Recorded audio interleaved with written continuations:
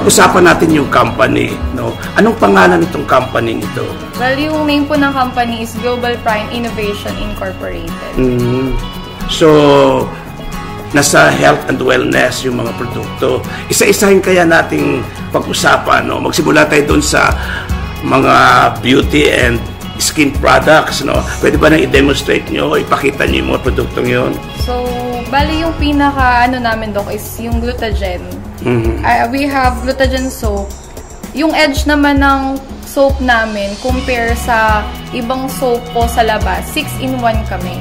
So, yung soap namin, meron na siyang glutathione, meron po siyang collagen, kojic extract, papaya, oatmeal, and goat's milk. So, compare sa labas na you're going to buy separate glutathione, separate collagen, separate kojic, napapamahal yung mga consumer. Pero, since meron tayong 6-in-1 na produced by Global Prime Innovation, mas affordable and mas sulit. Sabi nga nila, value for money yung products natin. Alam mo, sa edad ng kabataan na kaedad ninyo, ang nagiging problema talaga most of the time, yung pimples, no? Anong experience mo dyan? Actually, ikaw ba nung nagkaroon ka ba ng problema sa mga pimples?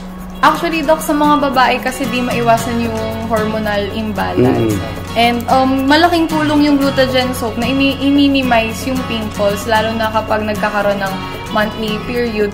And malaking tulong yung Glutagen soap for me kasi personal experience na minimize talaga yung pimple na nagsisilabasan sa face. Lalo na kapag sa labas, polluted yung air natin, alikabok, mausok, protected rin yung skin natin through this soap.